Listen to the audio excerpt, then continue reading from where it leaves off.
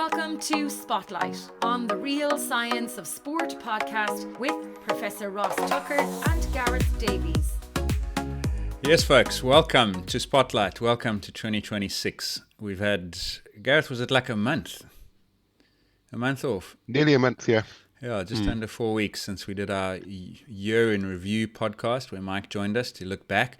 We have got a year in preview, as it were, the year ahead coming up at some point where we hope to discuss fairly casually some of the things that we're looking forward to this year, sports event-wise, and then obviously some of them will have, I think, quite interesting sports science angles, including the Winter Olympics coming up in Feb. We're busy preparing a few shows on that for you as well, a little insight into some of the snow and ice sports, so really looking forward to that.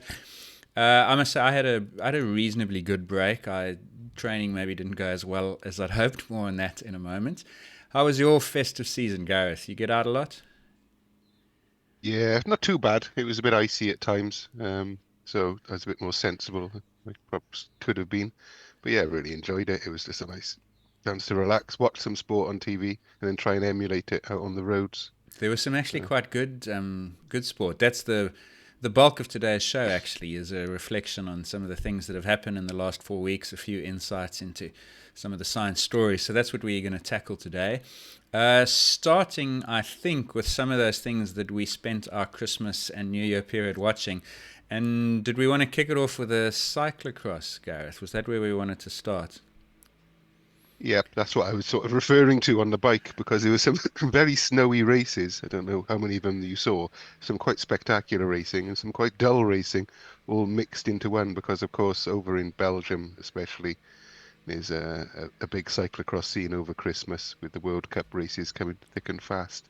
And we saw a lot of domination, didn't we, from the two big riders at the moment, Mathieu van der Poel and Lucinda Brand. And I don't know what podium she's up to at the minute. She's got to be close to 60 now, because I think she was on every podium over Christmas. When we recorded, it was like 52, and then she won two before we released it. So by the time you listened to that podcast, she'd have been on 53 or 4. And you're right, there have been at least 5 or 6 since then. So she might be close to 60. So she's as dominant as I've seen anyone in cyclocross in the last while. And then, of course, when Van der Poel races, there were very few races that looked even competitive. We were deceived because in his first race, Thibaut Nys matched him until he made a mistake near the end. And it sort of suggested that maybe we'd see some competitive races. But he got better and everyone else dropped off a little bit. So they weren't that good when he was in them, which is the story of cycling in 2025, actually. I hope it's not. I hope it's not going to be the same for the rest of 26. But he is, he's just that good. I do have some hope, though, because I think they were closer this year than they were in 24 and 5. Well, the real hope is that he's like hinting at retiring from cyclocross. So that's the real hope for the sport, I suppose. But I mean, Wout got close, but I mean, is he the unluckiest man in the world? Because he had, 2 punctures in the same race? 2, and then, of course, he crashed. I mean, that was the biggest story, I think, of the cyclocross season. Yeah, because he did look good, actually. Ankle. Yeah, he did look good. And I was developing some optimism that the classics would not just be Van der Poel Pogacar, because Van Aert looked good enough. I think Nys and Del Grosso are going to be good enough. Maybe not this year, but the year after. And then Mads Pedersen, I think, will be. So I was developing some optimism for the cobbled season. I don't know whether it's as high as it was. Is it fair to say that you're a Del Grosso fanboy? Is that taking it too far? Yeah, I'm not a fan. But I must say, I've never seen anyone look so easy at what must be 400 watts. It's it was interesting, by the way. Bike handling as well with him. Oh, he's so smooth. I've never seen someone so fluid on the bike. He's unbelievable. Fanboy. Yeah, one can appreciate. Gareth and I, incidentally, we were looking at some of the riders put their power data up, and we were talking about what it takes to compete in a cyclocross race. And it's pretty interesting because Nieuwenhuis, who's one of the top, I'd say 8, consistently in the top 5, definitely in the top 8, he puts his power data on, and we looked at a handful of races, and there were races where for an hour he was averaging 180 watts. And you look at it, you say, well, that's like my morning ride. But of course, those 180 watts are made up of every lap we worked out there were between 12 and 15 accelerations up to 500-600 watts, and then you come right down. And every time they were on technical segments, there's no power into the pedals because they're just sort of navigating roots and mud or sand or whatever it is. So there's an interesting physiology to cyclocross, which I think helped Van der Poel and Van Aert become the cyclists they are. I think Pidcock had the same benefit. Del Grosso and Nace will be the next gen of that. And it's interesting because I've wondered why more guys don't do it. Because I think it's, despite the fact we've just commented on Van Aert's crash, maybe affecting his season, I think the risk in cyclocross is quite low because the crashes are soft and slow speed generally. And it's such a good training block for the kind of stochastic, high power output accelerations you need for the classic season. I would, if I was an elite cyclist or a coach, I would look to do at least half a dozen a season. There's a risk reward though that I think perhaps the big teams aren't so fond of. Because be looking at Viz Melissa bike now, and they'd be absolutely devastated that he's going to be missing the most crucial part of the season, the lead up to the big tours. So, I mean, and what did they get out of it? A tiny little bit of sponsorship and a rider with a fractured ankle, which could affect his entire year. Yeah. So that would be my concern, and I'm wondering if they're perhaps leaning on Van der Poel as well and saying, look, you need to focus on what we're paying you to do, in effect. Yeah, I would argue though, if I was advocating as his coach to continue cyclocross, I'd say that you're paying him to be good in the classics, and this is the way we make him really good in the classics. Because the alternative is to go and do these sort of altitude camps, Tenerife. They've all been down in the south of Spain, Calpe, I think, Benidorm. And I don't know that the risk in cyclocross is even higher than on the roads. We just got Van Aert in our minds. Yeah, true enough. But what was the race with all the lights in the evening? That was fantastic. Yeah, so that's what I was going to say is watching this, because I spend Christmas here in summer. It's not the same as in the north. So every time I go through a Christmas, New Year, I say, next year I've got to come to Europe for Christmas, because I do love a cold, white Christmas. But watching the Diegem was the race under lights. It was in the window between Christmas and New Year. One of the most enjoyable sports events I've watched on TV in a long time. So good to watch. Yeah. And to be there. So I've already made lights. Yeah. I've already made a commitment. It goes through the town now. Yeah, it always used to. Yeah, and it fascinated me going up and down the hills in the town, through the town, and they obviously make it such a huge event for the town itself, and it obviously it sort of transcends the sport a little bit. It's the region getting into it. Yeah, and that was what sport should be. I'm committed. I want to go to Belgium between Christmas and New Year and try and catch 4 or 5 of these races because it's so compact. They're really close to one another. You can get between one race and the next really easily. It would be cool to be under the lights and then the next day find yourself in, I don't know where they went to, Guevara or something, wherever it was. And you can basically just follow that circuit around. It must be a great week of sports spectating because the cyclocross package is cool, I think. Yeah. Yeah. And it should be in the Winter Olympics. Clearly a winter sport because they were racing in snow. Yeah, I mean, in between that and the World Cross Country Champs, which didn't have snow, but were around the same period, like I think both those sports should go. You could run them on the same track, basically. You could just, because if it's not icy and snowy, it'll be muddy anyway, so you'd get winter, get the right conditions for it. That's very cool. Very cool. So the other thing I was wondering watching cyclocross, and maybe some of our listeners can help me, if you look at the top, let's say 15 in the men's races, you'll find 1 Spanish, 1 British, 4 or 5 Dutch, and then 8 to 10 Belgians, right? If you look at the top 15 in the women's race, you find 1 Belgian, 10 to 12 Dutch women, and then maybe someone from, Luxembourg, Schreiber's there, maybe Zoe Backstead is in that list. But the women's races are 80% Dutch women and no Belgians. The men's races are 50 to 60% Belgian men and then some Dutch men. So the question is, how is it these countries have both got cycling cultures? They've both got cyclocross cultures. Yet one of them produces no women at all, basically, Belgium. and the other one produces all the women and very relatively few men. So what is it in Belgium that has stopped women from being as good at cyclocross as the Dutch women? Have they stopped the women doing it, or the Dutch women just been given more opportunities, perhaps? I don't know. I don't know. Like Coaching that's what's pathways or something like interesting that? No, we'll find out. because Yeah, you're right, because it was the Dutch national championships in the women's, and Lucinda Brand, she only came third this weekend. Carmen Alvarado took yeah. the she's the champion with Peters. But that it shows the depth of the Dutch riders for the women. I have no idea why. But it's not that dissimilar on the roads. Like you can find Lotte Kopecky, obviously from Belgium, is like really good on the roads. But it's you get the same picture there. Vollering is Dutch. Vos was Dutch. Okay, obviously you get Pauline Ferrand-Prévot. So you get other countries. Kasia Niewiadoma of Poland comes in. But in general, Dutch women way better and more successful than Belgian women.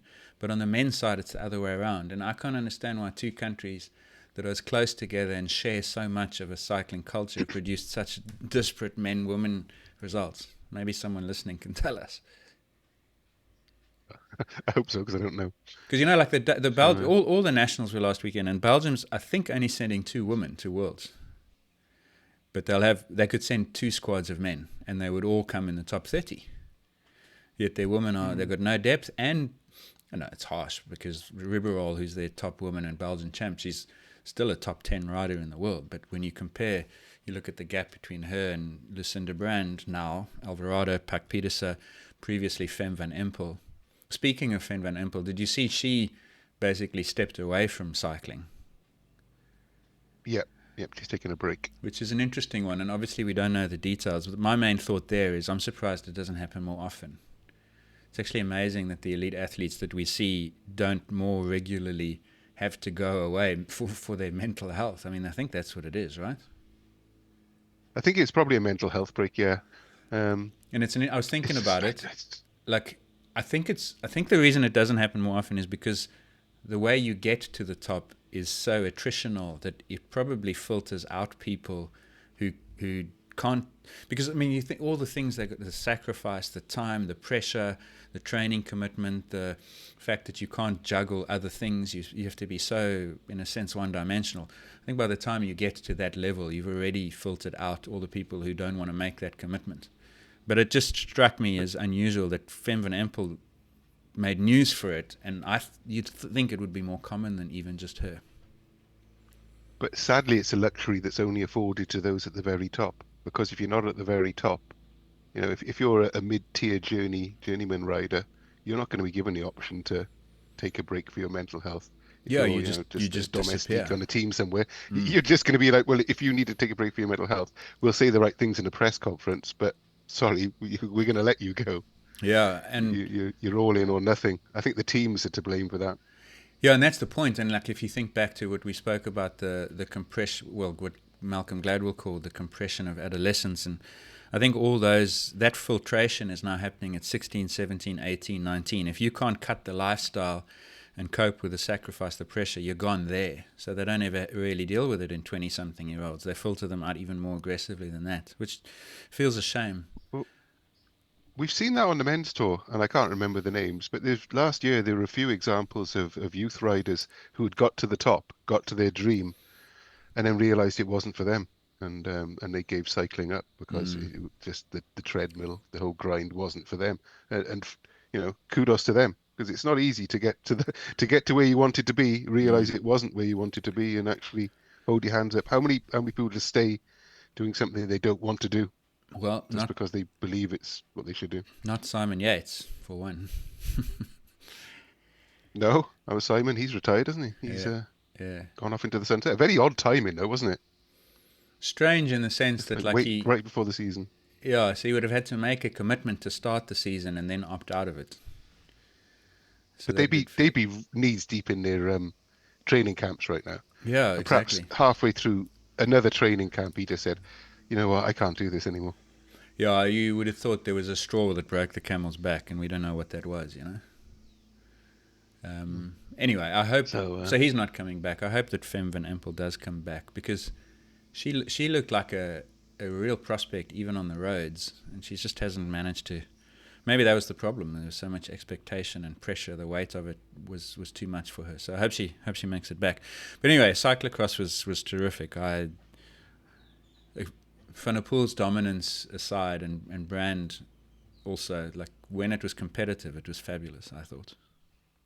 Yeah, we got at least we got tennis coming up, because January is one of those months in that you just like you finish with Christmas and you're thinking, oh God, the year's coming, what's happening? But we've got the Australian Open coming up, but minus Nick Kyrgios because he didn't get a wild card after all. Thank God. Yeah. Because did you see that debacle in the Middle East? Well, yeah. I mean, I'd forgotten it was even happening.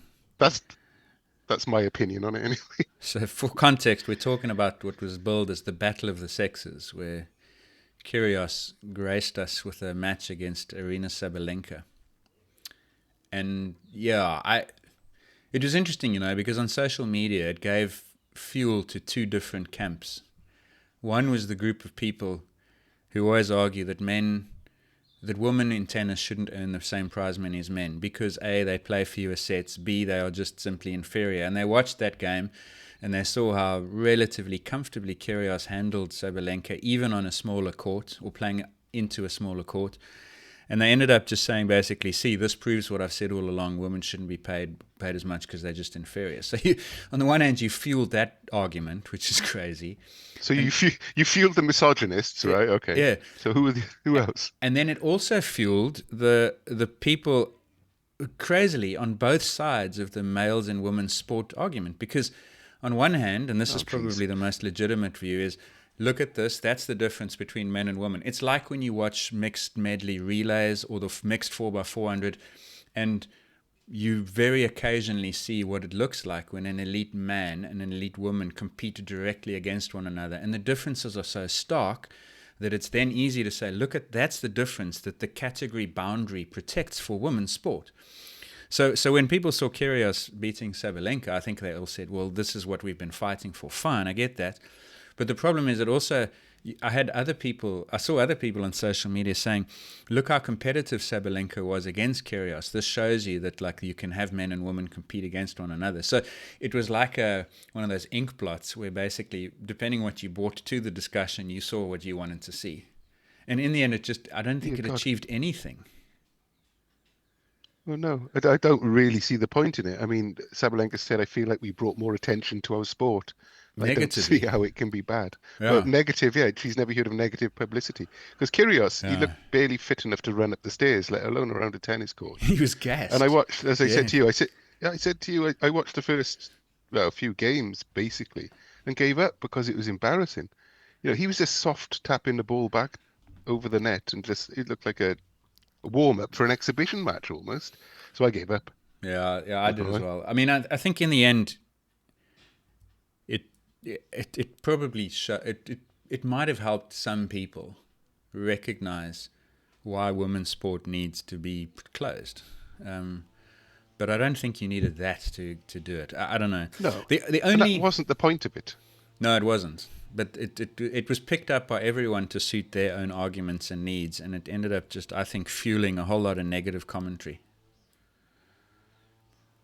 The only interesting thing about it, right, is Kyrgios was playing, as I mentioned, into a smaller court, and they also had only one serve each because they wanted to try and take away some of the power. So purely hypothetically, as a thought experiment, how small would the court need to be for Kyrgios to aim into in order to equalize the sex difference? You know what I mean? Because it clearly wasn't small enough. So how much smaller would you have to make it before it looked like an equal contest? I mean, people were saying about the serves because I don't know how the size of the court didn't really make, I don't think, any difference whatsoever. Well, it wasn't small enough. The serve it wasn't small enough, but it's going to become farcical otherwise. It was already doing my OCD no good at all, seeing two different sizes of court. It's just like they've got to match up in my head. But the serve might well have it may have disadvantaged Sabalenka even more than Kyrgios, only having one serve. Yeah, because effectively he was hitting a third serve back every time. Because she was also... It was like disadvantaging her because she can't she's only got one option. I thought what they I were don't going to know. do It was was just a cock up. when we first. I thought they were going to give her 2 and him 1, so that she could give it a Which whack. then would have made sense. That's what I thought Yes. they would have done. But what turned out, she couldn't give it a whack because she only had one chance. Yeah, And her serve was obviously far more important. So she was in effect facing a men's second serve, which is a woman's first, and he was facing a woman's second, which is a men's third. So yeah, you're right. Yeah. But I wondered, just purely hypothetically, that I reckon you'd have to make her court half the size of his in order for it to start looking like there's parity. That's how big the difference is when it translates into a hitting ball sport. But I don't. I mean, no. Anyway, we might be giving this thing more oxygen than it's worth. Yeah, especially because he was about 500th in the world. Imagine if she was playing one of the top players. Not a washed up has been. Never was. Not a fan of Kyrgios. I'm only doing that to annoy people. Yeah. Yeah. Anyway, the less of that, the better. So yeah. Did you see any darts? We'll move on to darts. We still don't get the darts on our South African television coverage. So I see it on the Sky News hour that we get of Sky Sports News every day. So I saw Littler win. I saw the time that he gave the crowd some gears for jeering him or something. And I saw that he's got a massive sponsorship deal now. Yeah, massive. He's got £20 million worth of sponsorship deal. But over how long? Not annually. No, not annually. No. Like an 6-year deal or something. Yeah. I don't know. It doesn't say how long. Apparently, it's Target Darts. It's the largest agreement in darts history between a brand and a player, worth up to 20 million with potential bonuses and add-ons. Target sells a range of equipment, including Luke Littler darts, dartboards, and playing shirts. You have got to sell an awful lot of Luke Littler merchandise to make that much money back. So either darts is growing far huger than I ever thought it would, or they've made a massive mistake here. What was 20 million? Because how much is the set of darts? Well, yeah, I mean, I've never heard of that company, to be honest. What would Dennis, what's his face? Who was the previous top man? There was Phil Taylor. There was Dennis Priestley, you're thinking of. And then Michael Van Gerwen and so on. Like, what would those guys have made a year, do you reckon? Like, how much more is Littler making than them? A lot. Because he's just become the face of darts. They would have made a lot, don't get me wrong, but that would have all probably been mainly through prize money. Yeah. But now we're looking at sponsorship in darts because it's become so huge. I mean, I used to play darts for my local pub, like many years ago, like 20, 30 years ago sort of thing. And I could never imagine it taking off as it has now. It used to be like sort of shunned almost, but now it's really in the mainstream, and there are going to be even more people there next year because the atmosphere is fantastic. And I know Sean Ingle wrote an article about it, and he said there's a lot of pantomime to darts, and that's true. But I think that's what engages people these days. In this case, it's engaged them in the right way, unlike the PR disaster in the Middle East, which did nothing for sport. I think darts does a lot for sport and how to actually engage people into it. It writes narratives. That's what I think the NFL does really well. It writes narratives. The NFL is like a sporting soap opera that goes around all year round. There's always something to follow, and there's always so many identifiable characters in it. Yeah, and that wasn't with darts. That wasn't by accident either. I remember someone telling me that they realized that they were losing momentum, and so they decided they're going to make an even bigger deal of the draft. So now you have the combine and the draft, and so they fill the off season with that. They've linked college feeding into it really well. I think, yeah, you're right. The NFL is the model for sports marketing and growth. And even now, when you look, they played in Dublin this year. They played in Sao Paulo. They've played games in Munich and London, maybe Barcelona or Madrid. So that NFL, that's a behemoth of growth. But just back to the darts. I mean, like, I'd have thought that sports betting is massive in the darts. To what extent do you reckon it's fixed? Because you could fix it easily. Darts is fixed. You could fix it so easily. It's like cricket. Because there's just a series of discrete events. Yeah, like snooker.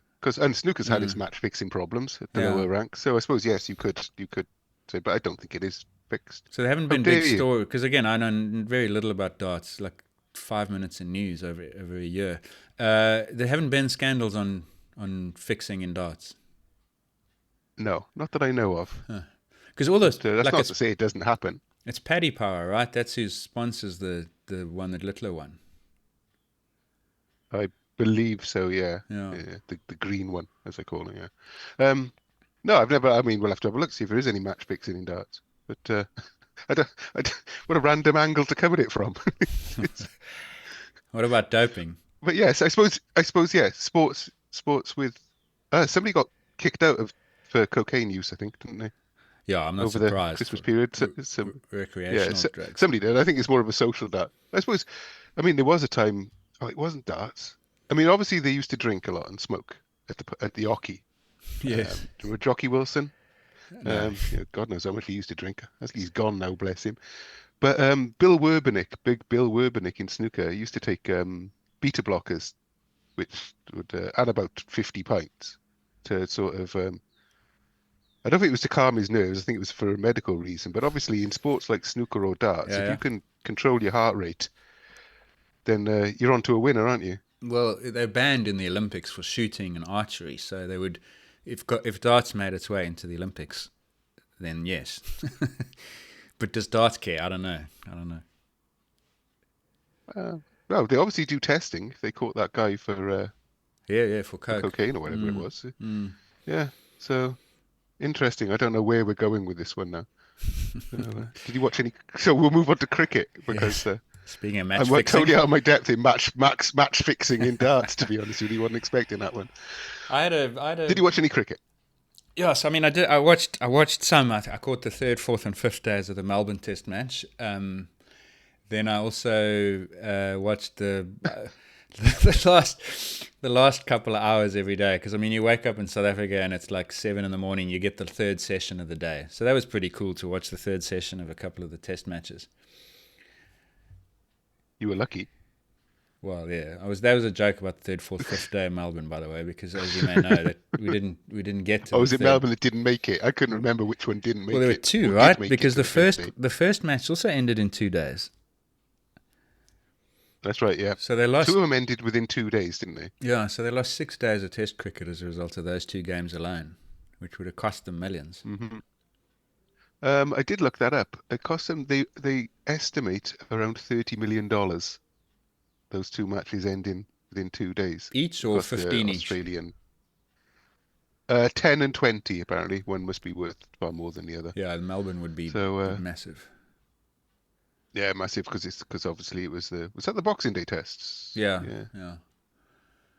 But yeah, I mean, it's not a great look for cricket at the end of the day, and I think England were having a lot of fingers pointed at them for their attitude, and I think throughout the whole tour, because there's a series of misdemeanors and drinking, etc.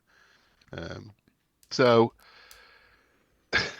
I said to you, why can't they just, if they end a test in 2 days, surely they've got 3 days where they could fill it in with other games of some sort. Not like snakes and ladders or anything in the dressing rooms. I mean, get out there and play one-day internationals. Well, that's how one-day cricket. 2020s. That's how one-day cricket started, right? Yeah. Yeah, test match. Why not continue it? Why are the players so precious that they can't now say, okay, well, you were meant to be playing a test match, but now you've got obligations. The crowd have paid for tickets. We're losing a shit ton of money, and people keep complaining that our sport's poor. Head off now and play golf for 9 days. Could it be that the one-day matches of different sponsors, and so if you play a one-day game, then there's a contractual agreement that a different set of sponsors have to come in, but you've already tied down all those contracts and what each sponsorship's worth, and so you'd have to rejig those or something. Could it be something like that? Some cynical commercial reason? We should stop coming up with reasonable solutions when I'm having a rant. Well, that's not a solution. That's the problem. Possibility. Problem definition, right? Yeah. I mean, that could be it. Yeah, but it frustrates me because these opportunities come around so rarely. I suppose the Ashes comes around every 2 years or whatever. So you've got to cash in, not just money wise, but on the sport itself. But I did see, for instance, a tweet. I don't know that it was a spoof joke tweet, but someone was saying, been my dream all my life to watch the Boxing Day test match, flew from England all the way to Australia, landed on the 26th, got 1 day, and then it was done. So now what do? So you can imagine, like, people build itineraries and travel plans around these games, and then there's nothing for them to do for 3 out of 5, you know? So I can see that they would... Maybe the other thing is, remember, like, nowadays, one day and Test cricket have very marginal overlap in terms of who plays them for national teams. Like, I don't know what it's like for England, but I reckon of the Australian Test side, probably 5 play one-day cricket for Australia. So they'd have to get 6 new guys in, and then maybe those 6... displaced Test guys say, well, why must I play a one-day game? I'm not a national. So you'd have to not make them international matches if you filled last days. And I suppose, and then where's the meaning in them? Do the crowd really want to see what's essentially a knockabout between the players? Yeah. I'm retreating from my high horse, you can tell. No, but it's like, you have to. You can only identify all the problems. You've got to figure out a way to solve them. Because you're right. Like, you can't lose A, $30 million, but B, all the goodwill and the opportunity cost. Imagine what that is. You've got, in a Test series, you've got 25 opportunities, 25 days to bring people to the sport and entertain them. And then you say you're going to chuck 6 or 7 of them out. It's like 25% of your window is gone. Your shop's out. Yeah. Did you see about Snicko? Did you hear about Snicko, the technology? I saw that one. Yeah, I saw that was one of the things I saw live. Actually, it was one of the few moments I watched and actually saw it. Because Snicko is the technology, a little bit like Hawkeye. I think it's called Ultra Edge actually in England. Yeah, I hear it is Ultra Edge as well. A few times they had a couple of problems with it, didn't they? I think Alex Carey, who was, I think, probably player of the series, he's a hell of a wicketkeeper as well. But I think he was given not out when the operator of Snicko was listening to the audio at the wrong end of the pitch or something like that. I saw that, and I didn't understand that as a reason. Like, I know that's what they put forward, but so for people who haven't seen this, basically, there are microphones behind the wickets, very sensitive microphones. And so when the batsman gets a very faint edge on the ball, those microphones pick it up. And when you watch a trace of sound waves, basically, that's what it is. You see a little spike at the moment that sound is registered next to the bat. And when you looked at Alex Carey's one, the ball was gone past the bat by like a meter before the little spike appeared. So that they were saying then that the video and the sound hadn't been synchronized because they were using the sound from the microphone 21 meters away instead of the one right behind him. That's what it was, right? Yeah, pretty much. Yeah, and if the two don't match, then the sound could be something else. It could be the bat hitting the pad or hitting the ground. Which so I always wondered about. The audio must line up with the video. I always wondered about that, and I remember when this tech first came out, the Aussies used to use something called Hotspot. Did you see that ever? Yes. Yeah, I remember. It glowed, didn't it? It was like a thermal imaging on the bat. Was that the one? Did they not use that anymore, actually? I've not seen that for years because it was a thermal, from the side on camera, you could see a thermal trace, and then where the ball touched the bat or the glove or the shirt, it would leave a little hotspot. And I thought it was better technology than Snicko. And they're not using it, so it must not have been. You're absolutely right. But I mean, technology's. I was just reading before we came on here now that there was another VAR controversy in the Man City Newcastle match last night, and it sort of almost boggles my mind that they can't get this right. That there's almost so much controversy around them. Are they ever going to be able to get tech right in sport? Or yeah, I mean, look, you watch a lot of NFL. Like, you've very few video replay controversies there.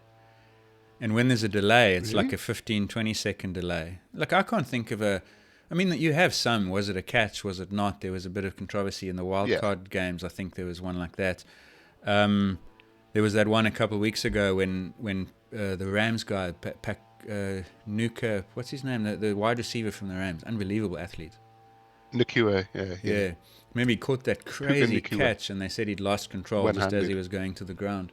So, yeah, they have a few. But when they have to do a replay, like they sort of seem to do it really professionally and seamlessly. Other sports haven't quite figured that out. Cricket, though, is generally quite good when the tech works. I think they send it to New York, don't they, in the NFL? I've actually been in that. I've actually been in that bunker. It's in the NFL headquarters in Midtown Manhattan. and it's a big room. It must measure 10 meters by 6 meters, so it's a pretty big room, and it looks like an air traffic control center, if you've ever seen one of those. And they have operators looking at each screen, and then each screen is showing, well, a bank of screens are showing each match, and then they all handle every single review from that central location. Unbelievable facility. It's crazy, like how, and we weren't there on game day, but on game day it must be so stressful. Yeah. But it's, you see, even with all the technology in the world, it still then comes down to some sort of human decision making. Yeah, eventually. Yeah. It's an objective call. Did he catch it or not? Did he, because how many times do we see that in cricket or the NFL or whatever, where they catch the ball at the same time as it's hitting the ground, sort of thing. So it still becomes sort of subjective. I put something in, caught my eye the other week about lifelike AI avatars for use in VAR offside decisions in the World Cup. Did you see that one? I saw the headline for that, yes. Yeah, and then I read your caught my eye. So they're going to have every player at the World Cup is going to be digitally scanned, and so they've got have an avatar. So when they do offside decisions, it won't just be a standard sort of robot sort of thing. It'll be actually modelled on the player. So size might actually matter when it comes down to offside decisions. So if you've got a big nose or whatever, but I suppose you know what I wonder about that is like, and as a broad question on tech and sport is like, is the precision of the equipment that we're using good enough to start to play in the margins where the size of your nose and the length of your arm starts to become decisive? Because we're talking millimeter differences now, right, between a standardized body and a specific precise body. But like, for example, Hawkeye is generally known and reported that the error on the Hawkeye tracking is 2 to 3 millimeters. So when you're watching tennis and you see a close line call that's challenged and the replay comes up and it shows that the ball clipped the line and it was in by 2 millimeters, there's as much chance that that ball was completely out as in by 4 millimeters, because there's just this error either side of 2 millimeters. So the only time you can be 100% confident that something was out, a tennis ball was out, is if it's missed the line by 3 to 5 or more millimeters. Then it's clearly out. Other than that, it's what we would, if you were writing a scientific paper, you'd say it was not significantly out, statistically significantly out or in. But obviously you can't have that in sport. That's why cricket has got this thing where they go with umpire's call and they say that if half the ball is hitting the wickets, then it's hitting, and if half the ball is missing, then it's missing. So they've kind of absorbed natural errors in Hawkeye into their decision-making process. I don't think football's done the same. Tennis definitely hasn't, but people are just happy to accept Hawkeye as infallible, even though it's not, because it's less fallible than the human eye. So it's better than but it's not perfect, right? And whenever you get these tech enhancements, I just worry that they're increasing margin of error by trying to be more precise when the tech's not good enough for it, if that makes sense.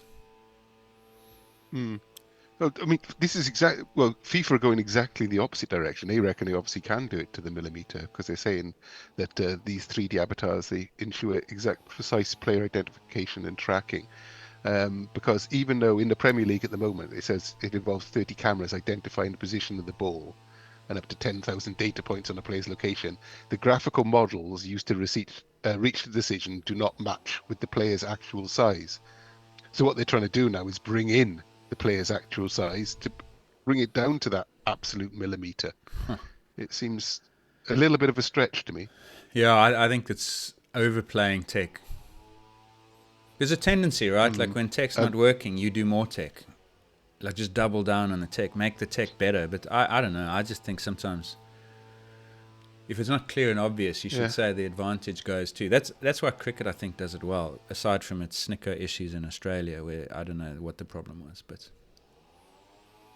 I've going through this article, I've just discovered the real reason. It says FIFA intends that the models be incorporated into TV coverage so that decisions could be displayed more realistically and in a more engaging way to fans at stadiums and viewers around the world. So it's going to be slow motion. Is personalities, So we're going to have AI so you're going to be watching South Africa Mexico opening game, and there's going to be a goal, and then you can say, "No, we have to look at the Hershey slow-mo replay."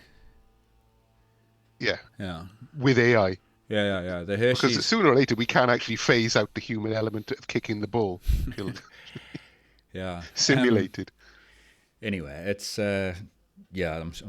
I think we might be We'll we just, might be going off on a tangent here again. the 2026 World Cup will be a big one for a lot of reasons, I think. We'll see if we can dig out some sports science angles closer to June, July, and cover those for you. Indeed. Right. Let's move on from the news then. Let's have a little a look at goals for 26, because obviously we had the start of the new year, and everybody, well, not everybody, because everybody I talk to says I don't make New Year's resolutions, but I think a lot of people still do. Yeah, certainly New Year's. Actually, I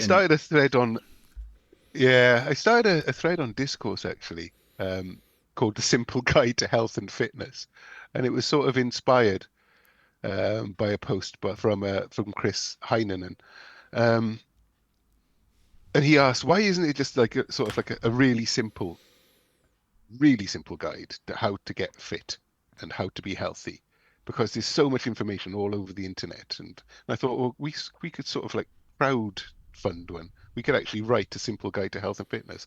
And what I discovered over the last however many posts, 53 posts, is there is no simple guide to health and fitness. There is no one-stop strategy, because I asked for input from everybody, and it was great input. But one thing I learned was everybody's got different ideas about even what health and fitness is, who it applies to, what's important and what's not. And then, of course, we went down the what zone should you be in route. And I'm like, well, let's not get into zones yet. We're going far too advanced. So what I ended up doing with the help of Nuki was he got AI. We made up some fictional characters, which I think were Bob and Sue, who were just getting off the couch on New Year's Day. And he got AI to sort of write a training plan for their start of their health and fitness journey. And I think we're going to walk them through up to perhaps running a marathon or something. See how AI suggests we should do it. Yeah. We've got them on Couch to 5K. We've got them on Couch to 5K at the moment. But it's like an interesting thought experiment, because the one thing that we couldn't find is consensus on what the best things to do are. Some things are really obvious. Move more, Yeah. eat better. Yeah. But as soon as you go any further than that, you're into the weeds, and then the sort of the conversation really starts. Yeah, because like you introduce specific goals. You know, like you've already there. You've already excluded a lot of people. If Bob and Sue are going to run a marathon, everyone who doesn't want to run a marathon but wants to play tennis or lift weights is already out. See, this is the problem. That's exactly the problem. Exactly. That's exactly the problem. We're talking about populations, and he's going back to that zone 2 Yeah, exactly. podcast again. Yeah. Is who are we aiming this at? Okay, I mean, I chose that because we chose running because it seems to be the sport with the lowest barrier to entry. Yeah. To be honest. Yeah, I'd say that's true. And the easiest one for us to sort of model. But yeah, Bob and Sue can go and do weightlifting. Perhaps Bob will get bored of running or get injured, and then he can go and do. But yeah, it's the population, I think, is one of the biggest problems. Who are we talking to? Who are we talking about? Have they ever done exercise before? Are they smokers? Do they eat well? Yeah. Just so many variables. And it goes to show why you can't write a simple guide to health and fitness. I was naive. Are there even not three, are there any elements at all that are overlapping no matter what goals, objectives, context, environment, and background someone has? Like what's true of fitness and health, like would you reckon? We were talking about, a lot of it is mental, not the physical side. A lot of it is commitment and consistency. And that came through in a lot of the posts from people, that people have to have the right mindset to see this through, not just on a sort of New Year's resolution scale of things. And without that side of it, you can have all the training plans in the world, but without the willpower or the motivation to do this, you're going to be going nowhere. And so a lot of it was focused on that. Yeah, I mean, because at the top of my head, and I didn't see this, and by the way, folks, if you want to read all these contributions made by listeners that Gareth curated and is now stuck into an AI model, you can do that if you become a Science of Sport supporter. That happens if you make a monthly pledge on Patreon, and then part of that gets you access to what Gareth mentioned, which is Discourse, and then you'll find that thread there. So I must be honest, I didn't look at that particular thread because I tried to take a bit of a break from the computer over Christmas, New Year. But top of my thoughts would be you should have at least 3 ways to move. That would be my rule of thumb. So run, cycle, and play tennis, or go to the gym, or swim, or something. Because I think 3 ways gives you variety, and I think variety is healthy, physically and mentally. Mm-hmm. And then the only other thing I'd say is like find the 3 things you enjoy the most, because then you need the least motivation. No? Yeah, that came through actually, that variety was one thing, and yeah, find things you enjoy. I think Gerald put that in. I say if you don't enjoy it, you're not going to stick to it no matter what. Yeah. And I mean, for me, I like speaking personally now, the challenge is like I love riding most of the time, not always. And I play tennis or paddle, depending on what other people are available to do. But then I know that I got to get into the gym and lift weights. And a year ago, I was doing it quite well. And then I just lost interest because it's just the barrier to doing it is so high. You have to drive to a place. You have to find parking. You got to go in. It's busy. You queue for equipment. It's a pain in the ass over here, like into the gym. So I've already fallen down on like that goal of having 3 different things to move with, or move in. Is it really that inaccessible? I suppose, yeah, there is a barrier which would be cost, but it doesn't cost a lot to, get some strength equipment in the house. I've got a squat rack there. Yeah. And it's like, okay, that is more expensive than a bench or whatever, but that's because I don't want to go to the gym. It's a long way away, and I don't like people. So, I don't like people in gyms, if you know what I mean. Yeah. That sort of, I like to Same. train alone, is what I'm trying to say. Not that I'm some sort of sociopath. Speaking of strength, actually, did you see that paper from Stuart McMillan? I know you did because you sent it to me. I saw one from Stuart Phillips. Stuart Phillips. Yeah. Correct. Who's Stuart McMillan? Why have I got them mixed up? He's the sprint coach who we hope to get back on this. Oh, right, yeah. We hope to get back on this podcast. So, and Stuart Phillips, by the way. So anyway, Stu Phillips posts a paper that he was an author on. He's the senior author. This was on the 31st of December, so perfect timing for any New Year's resolutions. And it's not the first time they've brought a paper out like this, but it reinforces something that they have found before. And I wanted to read you the heading of the paper. It's a bit of a mouthful, and in fact the paper's a mouthful. You had some comments on that, Gareth. Resistance training load does not determine resistance training induced hypertrophy across upper and lower limbs in healthy young males. That's the title. And basically what they did and found is 20 healthy males, not super well trained, but 20 healthy males did either upper or lower body exercise either at high load or light load. So high load means they were lifting 70 to 80% of their 1 rep max, so think heavy, and they did 8 to 12 repetitions of that. And the low load group was lifting 30 to 40% of 1 rep max and the 20 to 25 reps. So basically you're just playing with how heavy is the weight and how many repetitions do I do, and I'm going to do 3 sets of that. But the key point was that they went to fatigue. So by the time they finished their 3rd set, irrespective of whether they were lifting 10 to 12 times a heavy weight or 20 to 25 times the lightweight, they stopped at the point of fatigue.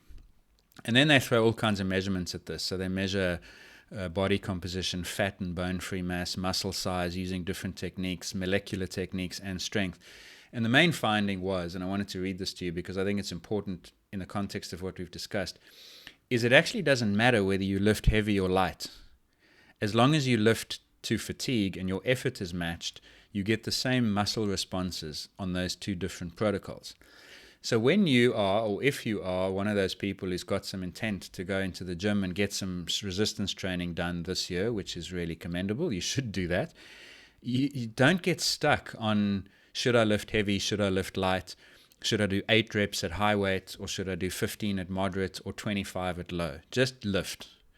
Do whichever one you think gives you the most enjoyment, the one you can do, and rather just stick with that. And so Stuart Phillips himself then published a 10-tweet thread. In fact, it ended up being more than 10 tweets. But he basically concludes it saying, practical takeaway, lift loads you can tolerate, train close to failure, accumulate volume, progress over time, and stop obsessing over optimal load. And so I'll put the link to that paper in the show notes. But I think if you take nothing out of that other than those 5 bullet points from Stuart Phillips, then you've got the right idea for resistance training. Because for me, I mean, it was really interesting because I mean, I lift weights, and I've always been confused, and I've had a thread in discourse about this because there's so many different people telling you how to lift weights, and it should really be the simplest thing in the world is you just pick up something heavy and you put it down again, sort of thing. But all this thing about hypertrophy and strength, and you've got to do one for strength, you've got to lift heavy weights, and then for hypertrophy, you lift light weights for many reps. Does this sort of debunk that completely? Because that's big news if it does. Partly, not entirely though, you know, and like there's still the concept of specificity. Like if your goal is to get stronger, and if you want to bench, let's say 120 kilograms, let's say your goal was, you said, I'm going to bench 1.5 times my body weight this year. Like you're not going to get the strength requirement to lift that weight if you only ever lift light weights, because the closer you lift to the goal target, the more you're going to get the specific adaptation at that goal target. That makes sense, right? Yeah. So if you're looking for strength and a performance outcome, then what you want to do, the closer you lift to 1 rep max, the better you're going to get at 1 rep max. If you lift at 30 to 40% of 1 rep max, like the light load group, then your 1 rep max isn't going to go up after 10 weeks of training. Whereas the group that's lifting 80%, they're going to go higher because it's just a specific adaptation. You get stronger in the thing you're training at more often. What the study found, I might be preempting your question here, is that muscle growth and hypertrophy, so like they were looking for things like protein synthesis, muscle size, that is predicted not by the load you lift, like the weight, the heaviness of the weight, but rather by the accumulated load and the fact that you push to fatigue. Because it comes back to that whole molecular signaling thing that we've discussed a couple times. The signal to drive muscle growth comes from what happens when you train to fatigue. That's what Stuart, and it's not the first paper they've published, but like this, by the way. You can go back a decade, look up Stuart Phillips' resistance training, and you'll find similar papers with the same conclusions as this, where they're saying, don't worry about the actual weight, just lift to fatigue at any weight, and you'll get the same molecular adaptations as you would have on the other end of that spectrum. Yeah, because that's what I was going to say. This paper specifically mentions hypertrophy. Yes. Repeatedly. It's not focused on strength. And I always equate that with muscle size. You know, the sort of the bodybuilding sort of thing. Yeah. Rather than strength. So that's where I got a little bit confused with it. But the thing that I did take away from it, and I've started applying it myself, is to go to failure, or almost failure. Because I was one of these people where I'd read that I think if you were 2 reps off failure, that's where you want to be. It's like a sweet spot. But I'm probably too far off that because I take it too easy. Yeah. It's another one of those things where you don't really train hard enough because it's like, well, it's nicer not to actually really be in a lot of pain or whatever, isn't it? Yeah, and then if you're gonna, I think it's definitely worth reading. Yeah, and if you read the paper's a hell of a technical. I mean, unnecessarily technical. In fact, you had an observation on that.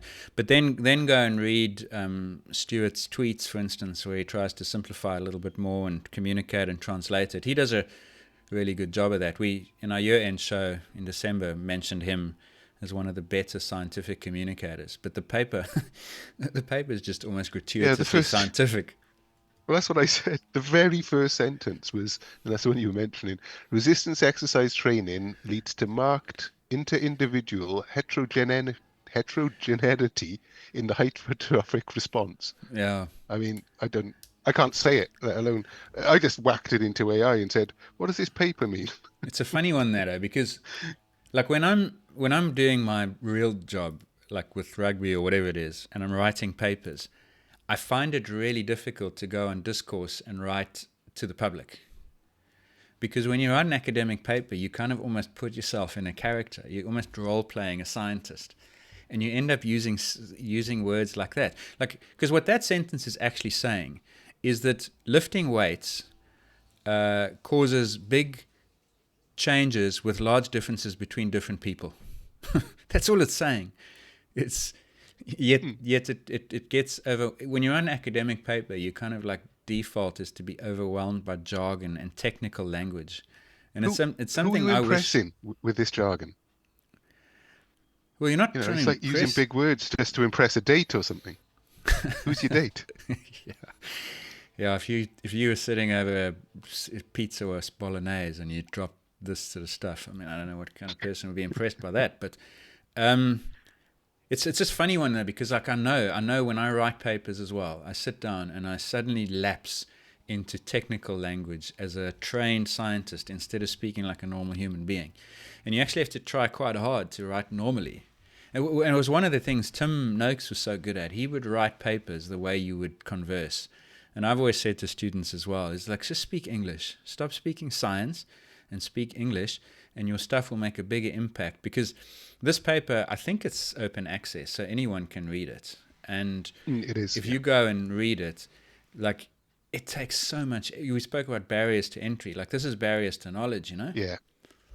And again, it's just the same. It's that Definitely. same drum that I was beating towards the end of last year. Is like scientists really could do a lot better at making their stuff accessible, and then they'd find themselves complaining a lot less about how people misapply their stuff.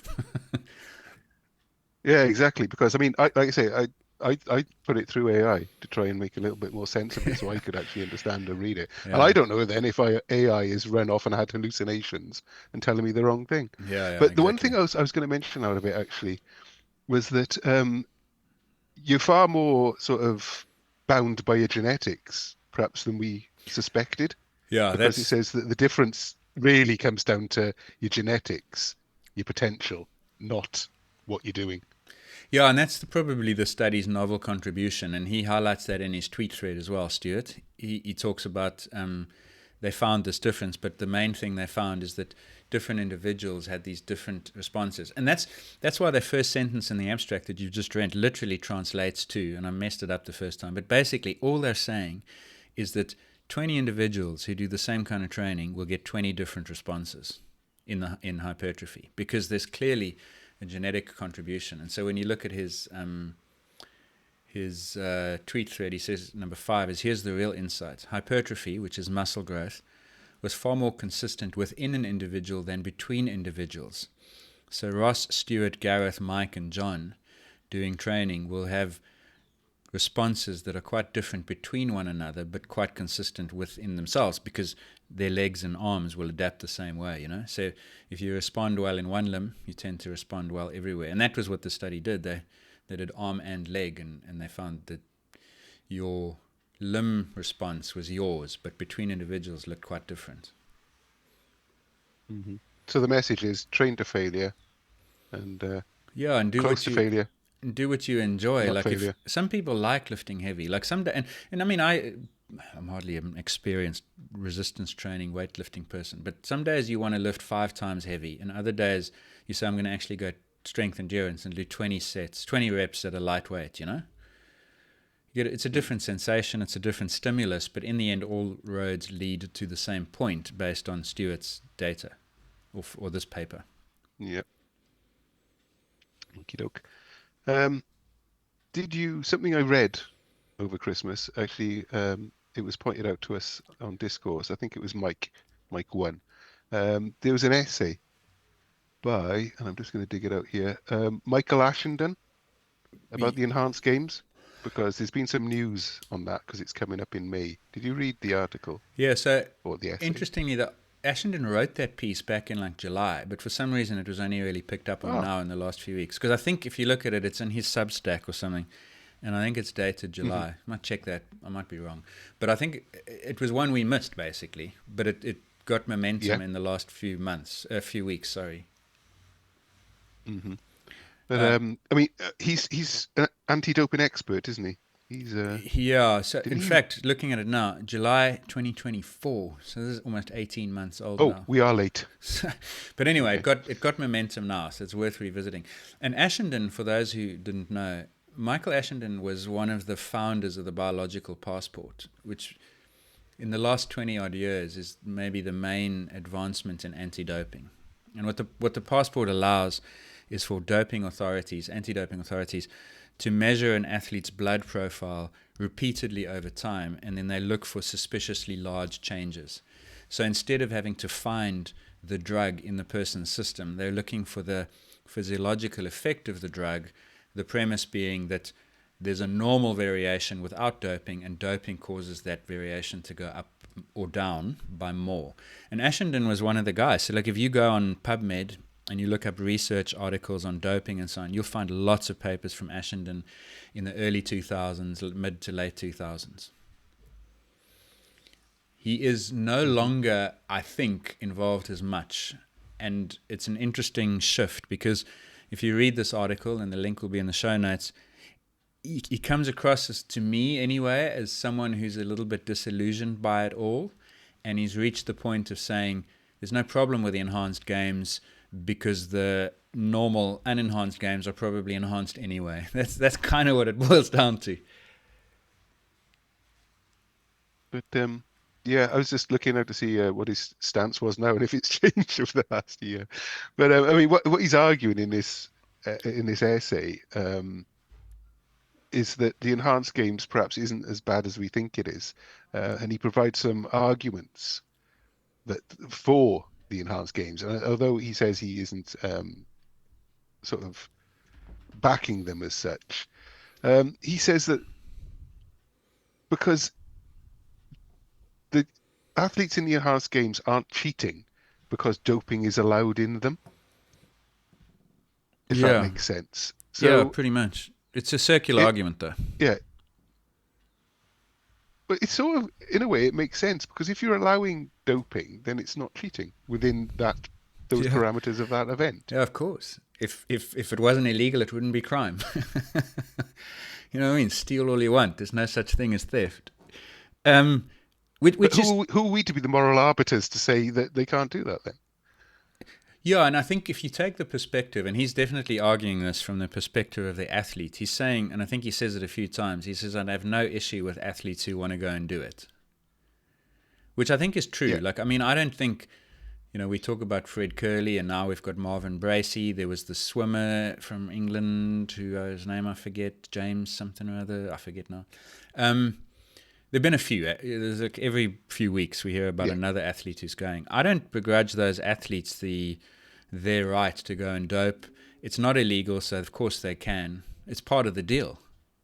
You wouldn't go to the enhanced games if you're not prepared to dope. That's the whole point. Now, some might say I'm not going to dope, but I'm going to run in the enhanced games anyway because there's prize money there that's maybe better for me than running in the non-enhanced games. That's Reece Prescott came out yesterday. The British sprinter said he's not actually going to take any drugs, but he's still joining in. I'd missed that. It's throw interesting. That one in there. Yeah. So are the enhanced games going to pay him to come third? Well, apparently. Maybe just the appearance fee alone. He released a statement saying that. The appearance fee alone, because he's run 9.93. He's 29 years old, and from what I understand, he's been finding it hard to make ends meet, finding jobs to do. It's back in the real world. So this opportunity's come along to make some money, and he's taking it. And as I said on Discourse, you can't really blame the guy. No, I don't blame the athletes. I don't think you can blame the athletes. Okay, you can blame them if they've been kicked out like Marvin Bracey in the past of sport. And Curly. You can blame them for that. But this opportunity's come along. Yeah, Curly. This opportunity's come along. Well, they'd be a fool not to take it. Yeah, I mean, even an athlete who's been done for doping or missing tests, like Curly and so on. Like Marvin Bracey's earning potential over the next 3 years is zero. And then along come enhanced games, and now he can make 7 figures. You'd be crazy not to go. So even then, I don't necessarily blame them for going to enhanced games. You can blame him for doping or missing tests and so on, and being a potentially dishonest athlete when he was supposed to be clean. But you can't now say he's dishonest because he's allowed to be dishonest. So that's where Ashenden is right. So my ire and irritation with enhanced games, we made them villains of the year, is the founders or the conceptual owners of the idea, not the athletes who participate. Mm-hmm. But Ashenden makes some other points. One of his other arguments isn't just about whether they're cheating or not, which they're not within the limits of their own event. He says that sport, like sport as in our sport now, natural sport, that today's athletes are already enhanced by a number of things like nutrition and hydration supplements, equipment, hyperbaric chambers, he says, sophisticated strength and conditioning routines, obviously. And I was thinking about this, and I was thinking super shoes are the prime example of technological doping, whereby if you aren't doing this, if you aren't using the shoes, you are non-competitive. You have to be doing it. Yeah, So, yeah. and it's a little bit like doping, and this is where I think it falls down, saying that okay, we should just allow doping in all sport then, in which case, because then to be competitive, you have to be doing it. You'd have to be taking drugs, and it removes the choice not to from everybody else if one person does it. Yeah, and the difference is, as near as we can tell, the super shoes don't cause harm. Although I think, as we discussed last year, they might. But provided they're used properly, they don't cause harm, which then invites the possibility that provided drugs are used properly, they may also not cause harm, which Ashenden also explains. He talks about how as long as doping was supervised, there'd probably be much less than many people think there is. Because certainly the unregulated, unrestricted doping of the 1980s, we know caused, and 70s actually, caused harm. And I think it's the same now. Like if you take stimulants without any restraint, you would be taking risks with health. Steroids would be similar. But if they're medically supervised and used in small doses, then he argues against the harm argument. And then you're in Dr. Michele Ferrari territory, where he once said something like even orange juice is dangerous if you have too much of it, to try and justify doping. And I think these are interesting philosophical arguments that I haven't fully gotten my head around. That it certainly will make for a really interesting debate on discourse for our supporters club is, should doping be legal? Because what Ashenden puts in that article are all the arguments that we've been hearing for 20 years about why doping should be legal. And fundamentally, it boils down to what you mentioned, is that what we decide to be illegal, cheating, is arbitrary. Why do we allow eye surgery to give you perfect vision when we don't, or Tommy John surgery in the shoulder for baseball pitchers, but we don't allow you to use growth hormone? That's the kind of argument that these folk have made for 20 years.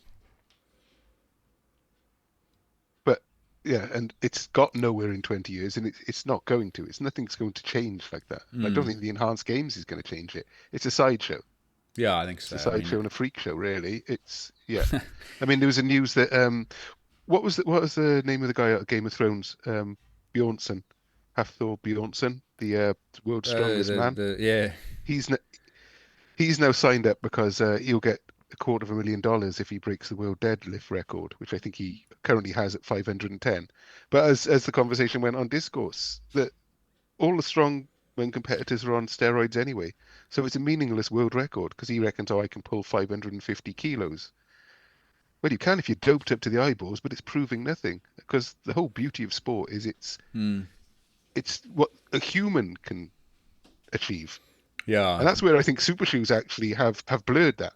And I think they have detracted from it. And I reckon if World Athletics could go back, they would shut Pandora's box and remove the shoes like FINA did to the swimsuits. Which, like cycling. To be fair to us on this podcast, we are aligned on that one. Because, I mean, whenever anyone points out to me that super shoes are doing the same as doping, it's like, yeah, they should have been banned too. So at least we're consistent on that one.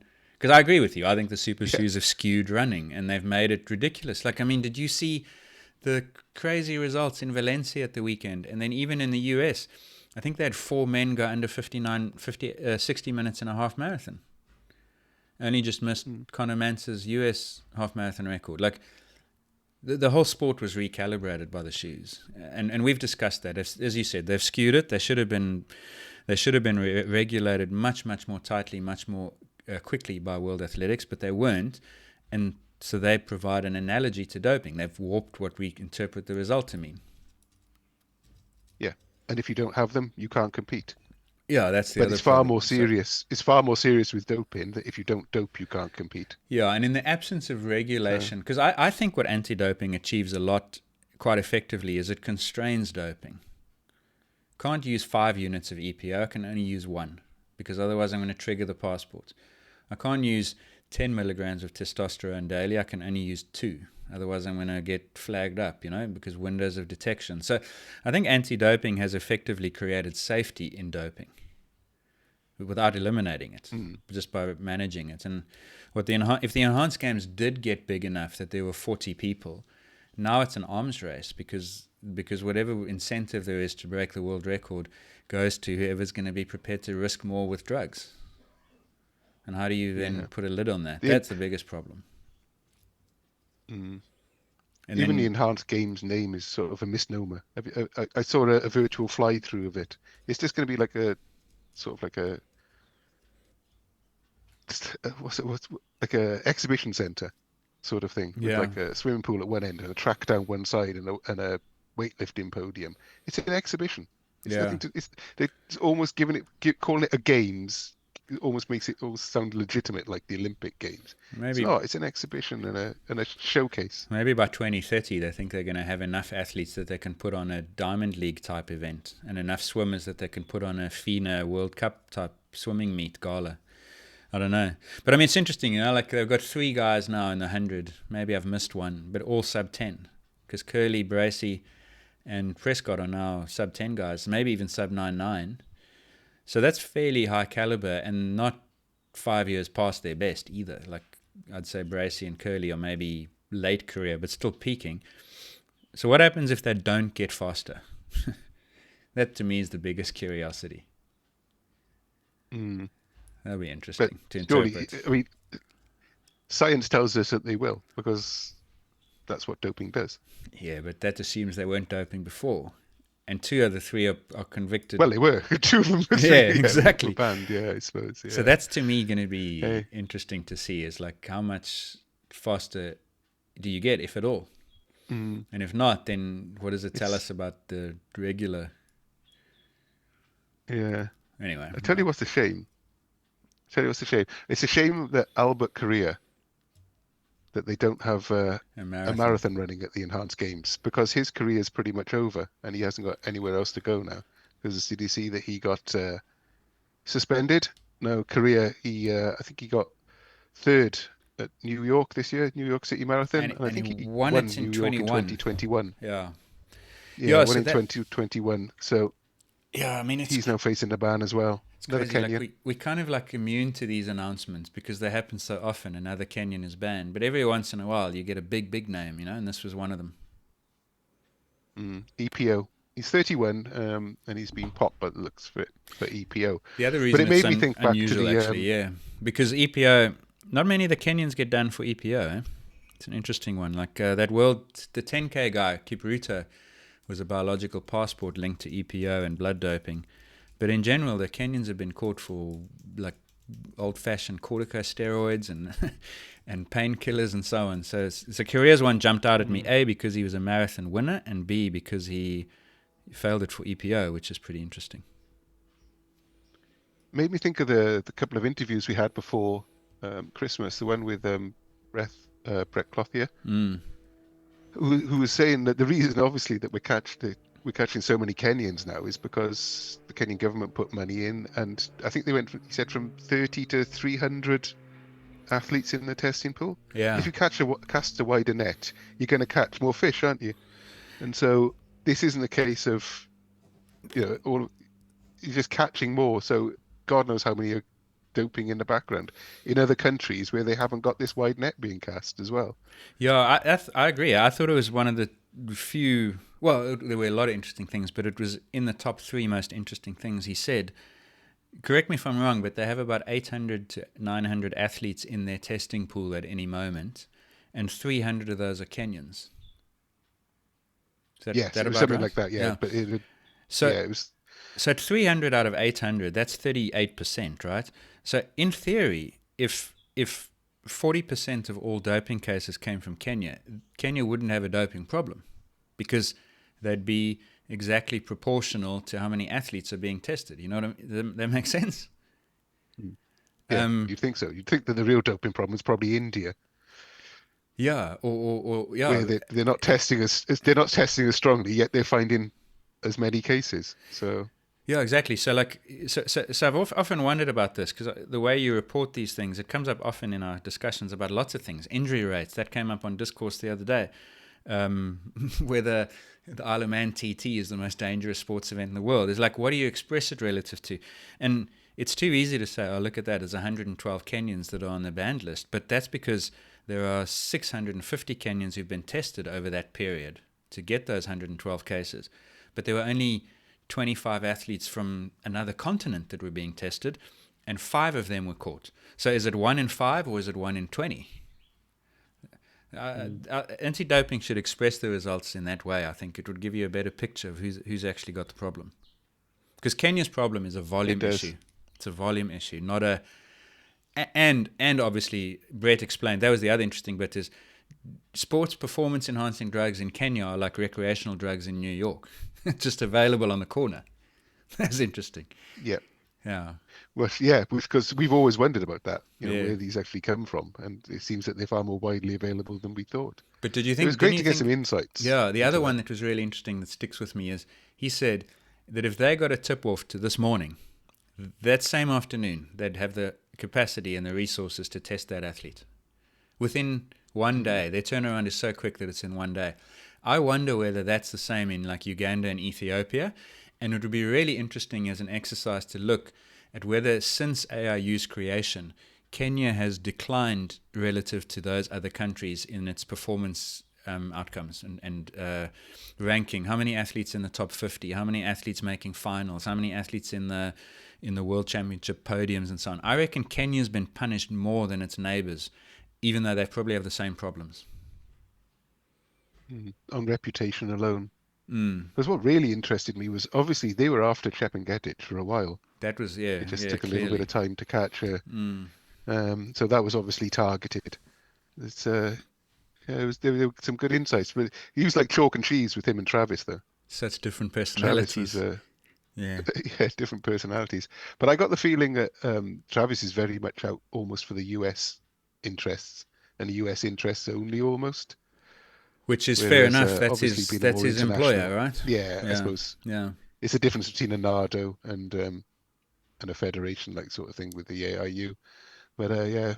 Just of interest there, we contacted WADA in the aftermath of Travis's interview, because he obviously said some things about WADA in that interview. And I contacted WADA and said, look, we're going to publish this thing with Tygod. Would you like a response? And they said, yeah, we'd always happy to give a response, but they didn't want to do a specific one to the podcast. But it remains an opportunity that we could get someone from World Anti-Doping to talk about it. I think there's some things that came out of both those interviews that you'd want to put to WADA. I thought one of the most concerning ones was Brett telling us that there's growing frustration and borderline resignation that they haven't been given new tools in 20 years. That's 20 years or 10 years? He said 20 years because he spoke about the EPO test. We just mentioned that in the context of Ashenden. That was first introduced in the early 2000s. And then the biological passport, I think, if memory serves me, was 2005, 2006 was when it came into cross-country skiing and cycling. I've seen some papers looking at how athletes' blood profiles changed in 2007 compared to 2006 because of the passport. So it feels like 20 years. And I've got this growing, I've said it on this podcast, this unease that there's something new out there that dopers are using. And anti-doping, I think, know that, and they don't have the tools to go after it. And that's why investigations are taking on more and more and more importance. So that would be the kind of thing to talk to WADA about. It's like, in 2010, you would have had to forecast where we'd be in 5 years. Were you right or wrong? Because we haven't got new tools. That's what really worries me, is because science and technology is moving so fast now that we're looking at things like, I don't know, gene manipulation. Yeah, exactly. And things like that, and you're thinking, are the anti-doping authorities able to keep up with this? Do they have the funding? Do they have the scientific knowledge? They're struggling to even deal with the GLP-1 drugs, and what the hell they're going to do about those? As a principle, so when it never comes mind to as a something like technical. genetic manipulation, So when it comes to like, how are you going to tell if somebody's DNA being changed or something like that? It's like, I saw a piece. The bad guys are ahead of the game. I was watching a BBC tech show in the break, and there was a piece there on a breakthrough in Alzheimer's care where they're using genetic modification and messenger RNAs to try and treat people with Alzheimer's with very promising early results. So if you can go in there and you can use those kind of technologies to improve cognitive function, why not physical function. So I really think there's something in the endurance sports world in particular is different, and the smoke and mirrors are carbs, shoes, bike tech, aerodynamic this and blah blah blah. But I don't know. The cynic in me constantly taps the shoulder and says, hang on a moment, what if there's something there? And then when Brett tells me that we have no new tools, I say, well, now I'm really worried about it, Yeah. I mean, I just thinking back to last year, the number of papers you sent me, like medical papers, and you said, can you imagine if you could apply this to, Yeah. Endurance, red blood cells, or whatever? Yeah. Can you imagine? Gross and And you're mitochondria. thinking, if you can read it, then the bad guys can read it. Yeah. The doping bad guys can read it. And you just think, well, and they're willing to try anything. But so yeah. Anyway, and then the final thing that was interesting on the doping bit, by the way, was both Brett and Travis, I think, made the point, but especially Brett, is their work to catch doping and to reveal athletics doping problems enhanced the credibility of world athletics, which is that's an internal perception, because from the outside, people look at anti-doping and doping cases as hurting the image of the sport. And they came in and actually said it from the inside, if we can clean this up, we'll bring the sponsors back. Cycling went through its moments like that in the mid-2000s, when I remember German, maybe Belgian, maybe Dutch, but a lot of the media refused to cover the Tour de France as a competitive sport because of the doping problems. Sponsors were pulling out and so on. So it's an interesting one, because we always see doping as harming the credibility of the sport. But from inside of it, the more doping you catch, the more credible the sport is. So it's just an interesting position determines perspective example. But people only see the headlines, so they only see that the New York winner got busted. It's another Kenyan. Yeah. They don't think of it. They don't think of it as deeply as we're thinking about it. Or if you listen to the podcast, you know about it, sort of thing. I mean, I was hoping that we wouldn't have to talk about doping so much this year. That was my New Year's resolution. Let's not talk about doping all the time. Yeah, I would give people benefit of the doubt. Not to. I mean, and I think for the most part, okay, we did a little 1-2 combo there with Travis and Brett, but for the most part, we don't. Because the problem is doping is the shadow, like there's no, it's there all the time. You never lose your shadow. But we don't preoccupy ourselves with it too much, I hope, anyway, despite the fact that we may be lean cynical, both of us. But that's certainly the plan, is I don't want to cover the Winter Olympics talking about asthma medication, and I don't want to cover the cycling season saying, but I don't trust anything I'm watching. No. But, hey, speaking of the Winter Olympics, you've got a new favourite sport, haven't you? Oh yeah, but I don't know why I don't. Well, I do know why I don't watch winter sports. Is because we don't get them on television here. But thanks to the evil crooks at TNT or Discovery, I don't even know who to blame anymore. Who do you blame for the fact that I'm shelling out £32 a month to watch cycling with ad breaks? Oh, I know. Don't. In the middle of the cyclo-cross, 2 ad breaks. I was just like, and then I went on YouTube and discovered it was free without ad breaks. I was like, oh, what? Yeah, it is cheeky. A subscription it's and ads. Worse than and cheeky. They always manage to do it at the critical point of the race. Yeah, it's as if they plan it. I can think of at least 3 cyclocross races now in that 1 week where we missed the decisive move thanks to an ad break. And remember when they first brought ad breaks in the Tour de France, you're like, oh, yeah, okay, you know what, I can do 2 minutes every hour in a 6-hour broadcast, but I mean 4 minutes out of a 50-minute bike race for women. Oh, come on. Are you making me pay more and more every month? No, these people, if a villain of the year for 2026 is already theirs. But anyway, the upside of my £32 a month is that I now also get biathlon and cross-country skiing, so all is forgiven, folks. And I've started in preparation for Milan, which is now only like 3 weeks away, watching more of the biathlon and cross-country skiing, and I love it. It's so interesting. There's a dynamic, especially biathlon, that is missing from running and cycling. And Gareth and I think that cycling should have jousting and shooting included in some of its races. I'm not sure about shooting. That's like drive-by cycle shooting. Yeah, that'd be amazing. But jousting, definitely. Yeah. I mean, I really enjoyed the biathlon. The one, what were we watching Saturday afternoon? The Men's Pursuit from Oberhof. Fantastic. That was cracking. Yeah. So, what a format. Yeah. So for those who don't know, they do a sprint race, an individual sort of TT basically on the Thursday it would have been, And the results of that race then determined the start order for the pursuit. So whoever won that sprint race, and it was the Italian fellow who's the world number 1 at the moment, he won that sprint race by, let's call it 8 seconds. So in the pursuit, he goes off first. And 8 seconds after him goes the guy who came second. 7 seconds after him is the guy who came third, and so on and so on. So eventually it's like a mass start, but staggered mass start. And for me, physiologically, the most intriguing thing is you've got this extreme cardiovascular demand of cross-country skiing broken up by periods where you've got to shoot to a target, and so you need to get into exactly the opposite physiological state almost instantly. And the way you manage your effort on the skis in order to optimize the shooting and vice versa is so fascinating to me. Because, I mean, it's all about heart rate control. And how breathing. quickly, I suppose, you can drop it after extreme.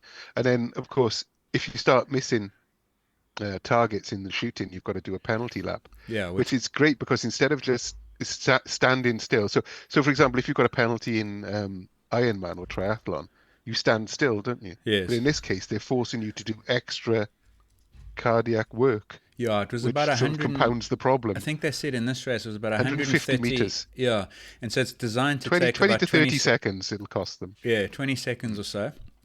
So you've got that balance between taking your time and shooting. And so what happened in this race was that the guy who started first missed a couple targets. He also skied a little slower. So coming into the 4th of 4 shooting rounds, because they enter the range 4 times in the total of the race, he was 56 seconds behind. And the guy who was leading was a Norwegian who missed, correct me if I'm wrong, 3 shots. So that's going to cost him 60 seconds, give or take, probably a little bit more. So if the Italian guy misses none, it's like, so the guy who's coming in a minute after the leader with 10 minutes to go in the race is still in with a real chance because of this dramatic event that happens within 20 seconds. Whereas when you watch cycling or running or cyclo-cross, if you're a minute off the pace with 1/4 of the race to go, you're out of the race. And so that's what biathlon offers you, is like much more jeopardy. More people are alive for much longer. I think it's cool. It's really cool. And we are planning, by the way, I've got some feelers out for experts who can talk to us a little bit about the training, how they manage that effort. The pacing is so interesting to me. Like, ski too hard, miss twice more. That's 50 seconds. Ski 30 seconds slow, miss no times at all. So which one do you go for? And going back to the coverage, I mean, you say you pay for what you get, though, because the coverage on the biathlon is superb. The timings, the camera work, good, yeah. the way it tells you who's hit what, etc. It's superb. And then I was watching that, and then switched over to the World Cross Country Championships in Tallahassee, and you couldn't have a more different contrast in the night and day of the coverage. Because it was on BBC, but it was dreadful, the coverage. It was the cameras were all over the shop. There was very little information about what was going on. And I just thought, wow, this really is like night and day, going from the slick professional coverage on Discovery to and I don't think it was BBC's fault. They just get the feed. Yeah. But it wasn't great. The way that World Cross Country Champs might be the worst like running sport broadcast I've ever seen. Because half the race was filmed. There's been some bad marathons. Yeah, but like at least with a marathon, there's a car in front of the runners, so you can watch their faces and so on. Half the World Cross Country Championships seemed to be filmed from a drone that was about 3 kilometers high. I don't know what like you couldn't even see people in the shot. It was just aerial footage of trees and like tiny little ants that were running on it was horrendous. Like there was no storytelling ability in the way they filmed it. And I get that it's cross-country, it's a bit more difficult and so on, but if they can do it for cyclo-cross, they can do it for cross-country. It's the same thing. It's even easier. So, yeah, I thought it was extremely disappointing. Interesting, though, the cross-country, like you look at the track world champs last year, Kenyan men, not a single winning title, except for the 800. But from 1,500 up, no Kenyan medalist, right? Kenyan men dominate marathons and so on as well. But like on the track, at least you have European athletes. Almgren ran 26:40 odd. Jimmy Gressier is the world champion. Cole Hock is the world 5,000, so on. In the cross country, no hope. It's just African runners. Why is that? Yeah, because Gressier was in it, but he didn't. Yeah, it was like 19th. Just early in this. Is it odd timing? having it this early in the year? It's usually in March, April, yeah, if I remember correctly. Yeah, I just thought it was odd because a lot of them won't really be in full training or anything yet, will they? Yeah, but that's not the reason like the American and Europeans went there, because they're never there. It's just it's an interesting one because Well, the logical explanation for it is that if you are so accustomed to running on smooth roads and tracks that you just struggle with your rhythm and your neuromuscular control when the surface is changing, there's a bit of mud, there's some hills, there's grass, there's sand, and so on. Is that the reason that, because the African dominance in cross country is like it's never even been dented, never mind broken. haven't they just got a deeper pool of athletes to pull from? Yes, that's certainly true as well. But why does that not mean track dominance anymore? I don't know. Yeah, I think it has to do. It must have something to do with maybe they prioritize a little bit more. Maybe if the Europeans said we're going to really give 3 years, one generation of athletes a good go at cross country, you'd start to see the Grant Fisher type athletes, the Cole Hocker, find their way into the top 10 at World Cross Country. But I don't know. I just think maybe it's the way that the African runners learn and train on variable surfaces. But it's just amazing because in the cross country, within 2K of a 10K race, like it's 2 races. Perhaps there's fewer doping controls at the cross country. I don't know. You'd have thought all those Kenyans are in the AIU pool. Although it's not even the Kenyans winning, anyway. right? Like it was Uganda and Ethiopia in No, it was Uganda, yeah. Anyways, yeah. Going back anyway to the Winter Olympics, did you see we got to wrap up soon. The controversy on the skeleton. That's crazy, like that could happen. We've started a Canadian-US spat already before the games have even started, before they even met in the ice hockey. The Canadians withdrew 4 athletes from a skeleton race last Sunday, which meant that the American Katie Ulanders, she had a hope of making a 6th Olympics, but she couldn't qualify for the Olympics because by withdrawing the sliders, I think they're called, it meant that there were less points available, qualification points available. So the Canadians essentially pulled the rug out from underneath not just the Americans, there are other countries, I think Denmark, Israel, Malta, those hotbeds of winter sport. They basically removed their chances of qualifying. And Canada is saying it's completely innocent. We were just resting some of our sliders because they've had 4 races in a week, and of course the Americans have cried foul. So we're already starting the Winter Olympics. We're 3 weeks out, and we've got controversy over the skeleton. So as I understand it, like ranking points are given in proportion to how many athletes participate in the competition. Yeah. So if it goes below a certain size, you don't get as many ranking points. Which is logical. It makes sense, right? Because if you could get the same ranking points beating 5 people as you could beating 35 people, that would be stupid. Yeah. So it does make sense, but they're saying that Karen had manipulated it by deliberately withdrawing 4 riders to drop it below the threshold. The only way they can get around that, I reckon, is they've got to say ranking points are given based on entries 2 weeks away from the event. Yeah, so you can't manipulate it. Yeah, and then if you withdraw, apparently it's going to be investigated now by whoever investigates such things. That we probably need to find out these things in the next couple of weeks. Who runs winter sports? Yeah. Anyway, that was an interesting one. I saw that. What was the other winter sport thing? Oh, yeah. I don't know what's come of it, but the death of the biathlete from Norway was a big story over the Christmas break. Bakken, what was the name? Should have had it open in front of me. Sivert Bakken. Yeah. He was 27. Sadly, he was found dead in his hotel room in Italy. I think it was around Christmas time, he was located at high altitude, which is where about 6,000 feet. But he was found with an oxygen mask on. Was it an oxygen mask? Yeah, it's kind of like a mask that it's not. It's the same mask you'd see when you're getting given oxygen, but in this particular instance, it's a mask that then will have a tube that connects to a device that then filters the oxygen out of the air, so that instead of breathing 21% oxygen, you're breathing 15% or whatever. The intent being that you simulate altitude by breathing this air. I remember using a device like that once. We had it in the lab for a while to test, and you could basically set the percentage of oxygen, and then the device would then filter out however much oxygen you've told it to. So you were breathing 8% oxygen, 15%, whatever you fancied. So, I mean, I don't think there's been a full whatever yet, or at least the results of that. I don't think it'll be known until March, so it's difficult to comment on it. Back and he'd been diagnosed with myocarditis, which is a heart condition, in 2022, and he'd sat out a couple of seasons as well. So that obviously might have. I've lost you there. You've gone to mute. Your sound is dead.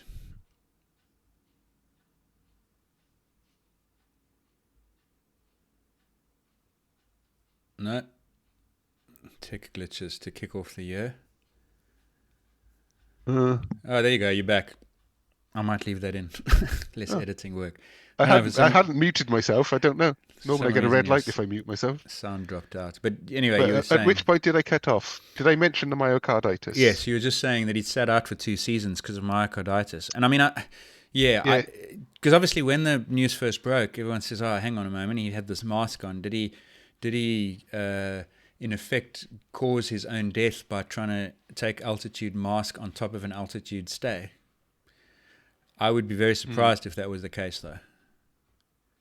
Yeah, but I think is the Norwegian biathlon authorities have said they've completely now banned the use of these masks.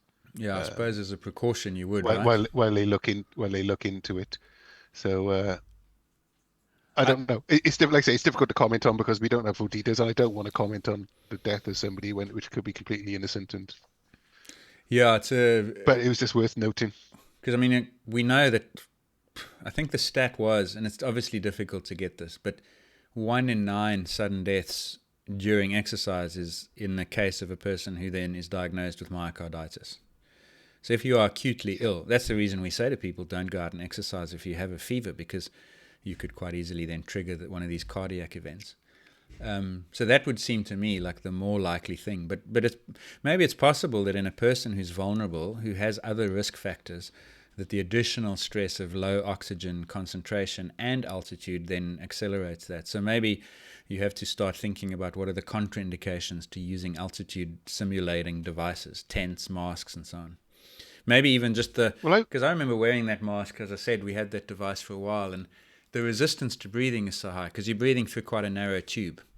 And so it might not necessarily be low oxygen. It might just be breathing resistance that creates a stress that then triggers something. I don't know. But anyway, it was because I didn't realize at the time he was quite a high-level competitive guy on the circuit. He'd won a couple of races. And he was the reigning European champion in the 10K sprint. Yeah, so it's a sad loss for the sport. They had a testimonial, like a memorial or moment silence for him before that race in Oberhof, and you could see all the men. I mean, they did it just before their race. Like I thought you could time it a little bit better because some of them were crying when they went off in the race.